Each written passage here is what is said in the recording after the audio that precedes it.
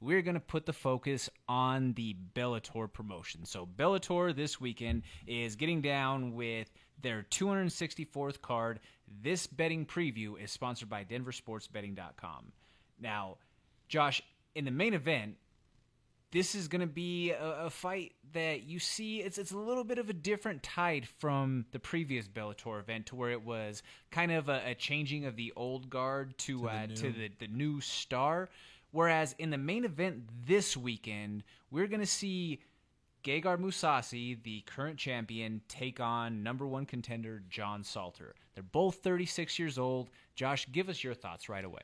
Yeah, I mean, though they are both 36 years old, I mean, this is one of the best matchups at middleweight you can find right now. You know, Gegard Mousasi is a G, you know, coming back from when he was in the UFC and the run he's been on in Bellator. He's a complete dog.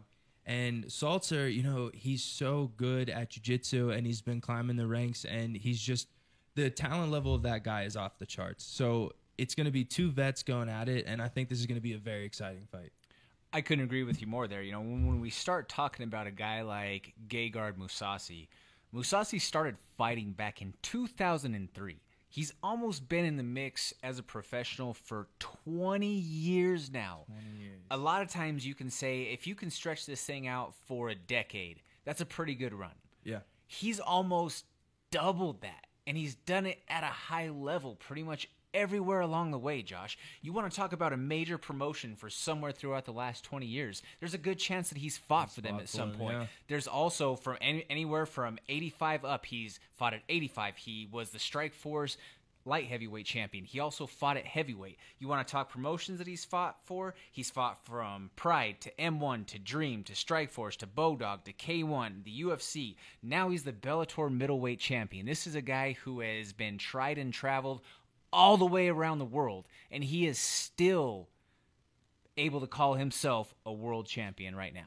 That's a legend. That's a legend. You just named all of those promotions, and to be able to fight for all those promotions and have the longevity that he's had, and it's just incredible to see, you know? But Salter's coming in hot. He's coming in hot, and it's going to be a tough fight.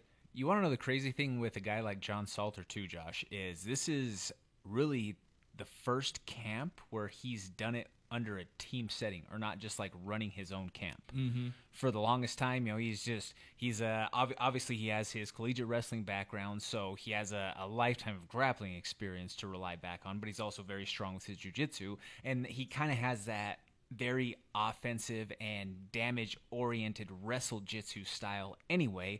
If we take a look at his record, Josh, over his entire professional career, he's only gone to the card once, period.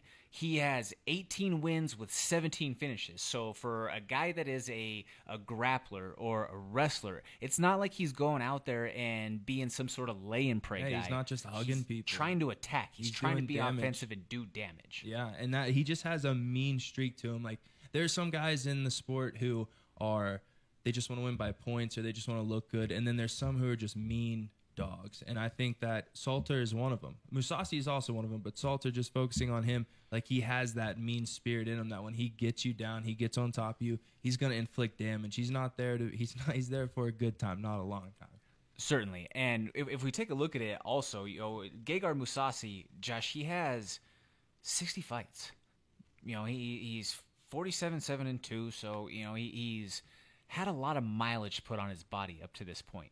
We have seen, as of recent, some potential holes in his game, if you will. Yeah. He did start to fade in some of the later rounds of his more recent fights.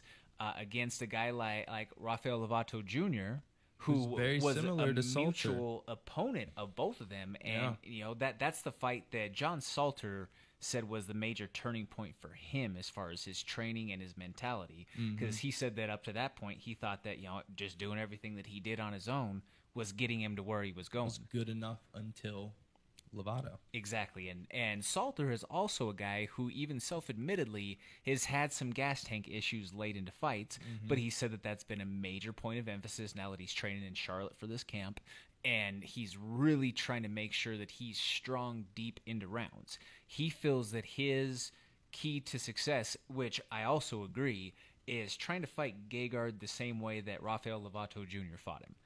but doing more damage in the process, Yeah. being more offensive with his wrestling and some of the opportunities that allows him to really kind of staple Gegard down and secure some of those punishing ground and pound blows. Yeah, and Salter and Lovato Jr. have similar attacks, but Lovato Jr. is more jiu-jitsu based, I'd say, and then Salter is more aggressive, want to inflict damage, like you said, pin you down in horrible situations. And yeah, I believe that is, his way of winning. I don't think that he's going to be able to stand with Mousasi.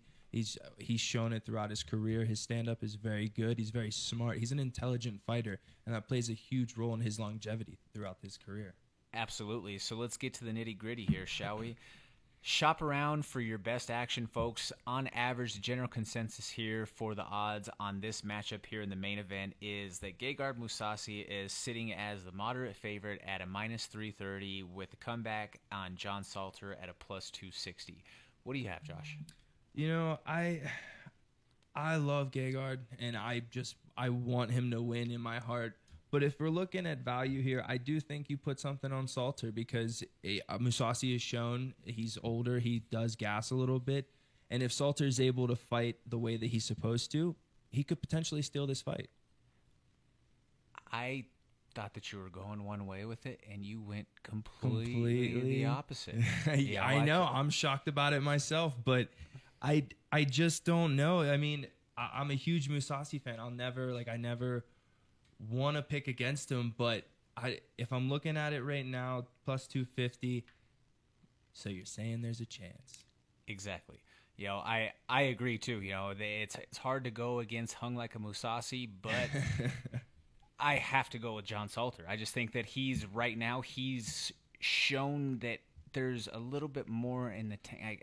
I don't know. Like I have some late round concerns with the recent performances as well as the mileage on a guy like Gegard Mousasi. Yeah.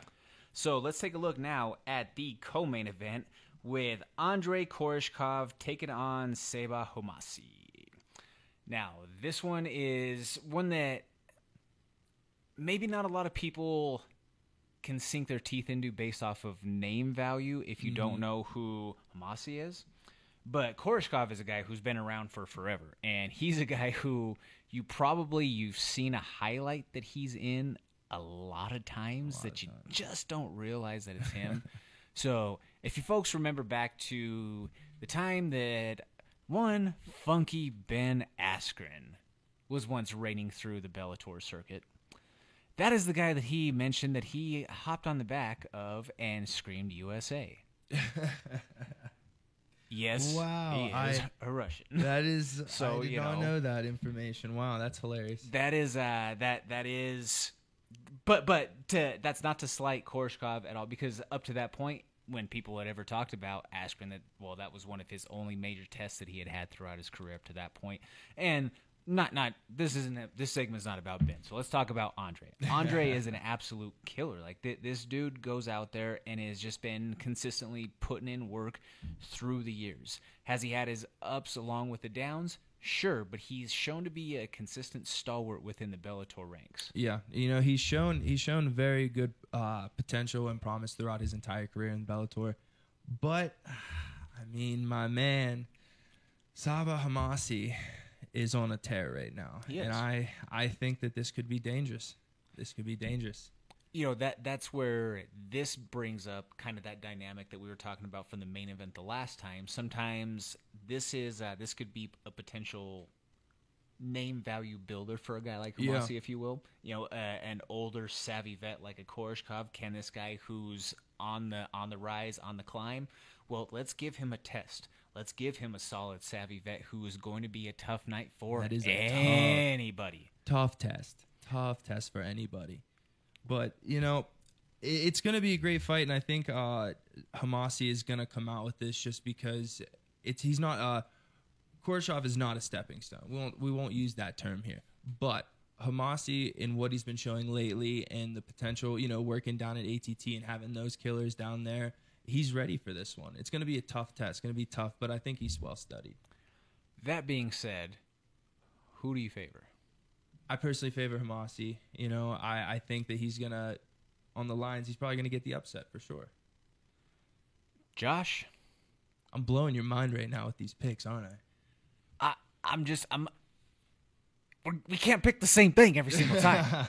So just for that reason alone, I'm going to go with the vet on this one. I'm going to say that the vet and the old dog gets it done here, just so we can have a little bit of deviation here. Let's bump some heads a little bit. You know, we can't always just wait for 3 rounds. You know what I'm saying? You know what they say, great minds, you know, they think alike. Well, they do think alike. They do think alike. So let's take a look now. This is the time, folks, where Josh and I are going to put the spotlight and the feature on either a fight or a fighter on the card that really kind of sticks out to us and we think is worth, 1, your eye to watch for the entertainment, and 2, your consideration for a potential wager. So the fight that I'm going to put the spotlight on is that actual feature fight of the night. That's Magomed Magomedov against Raufeon Stots. Between the two of them, they have 2 combined professional losses. These are guys who are both electric factories when they walk into the cage. They're both guys who have a strong camp and a strong just circle completely from top to bottom as far as who gets them out to the cage. I'm really excited to see this matchup, Josh, because this, I think, is going to be a good... I don't know if this will be like a number 1 contender type of match, but it's going to be something that puts somebody in a position to potentially be in the title equation. Be in the title equation, correct. Yeah, I mean, no, it's going to be a great fight. Magomed Magomedov, say that 5 times fast. It's just, I mean, in Raufeon Stots, they're both really good fighters, like you said, and it's going to put one of them in a position. Can one of them seize this opportunity, put on a show, make a statement, you know, put their name out there to build their brand, build their name? Who's going to be able to step up? Oh, I could not agree with you more there. That's a matchup that you as a big fan or a supporter of the LFA organization, obviously someone like a Stots, we always kind of give a little bit of love to on the show just because of our connection with our man Ron Kruk, who's out on the road with Bare Knuckle fighting championship this week. But Josh, who do you have your spotlight on? So my spotlight is going to be on, and bear with me here in the pronunciation, Kadzimierat Bestev versus Ty Gwarder. I think this is going to be a good matchup. You know, they're bringing in Bestev from his last loss was on the Contender Series to Phil Hawes. And Ty Gwarder, I believe, recently lost to Dalton Rasta, a former training partner of mine in Bellator. And I think this is going to be a good matchup for the middleweights. You know, both of them, I think Gwarder has good striking. And Bestev, he's shown that he has the potential. It's there. I mean, Phil Hawes is just a beast, so understandable lose to him in the contenders. But I think this is going to be good, and Bestev coming at a plus 220, a little bit of a value bet there. It's very noticeable. Gwarder fades in the end, and Bestev might show something here. Do you favor any particular prop within the matchup, or are you just looking head up on the money line? Looking head up would be just right for Bestev, yeah. But I mean, I don't have a certain prop. No, I don't want to say these guys are going to knock each other out or submit each other. They're good, but we'll see how the fight goes. Fair enough. Folks, stick around. After the break, we're going to be talking to one of the UFC lightweights, top-ranking contenders in nearly almost every statistical category. That is Vince from Hell Pichel. I'm Jordan Kurtz sitting alongside Josh Friend. This is the MMA Plug presented by DenverSportsBetting.com on 98.1 FM.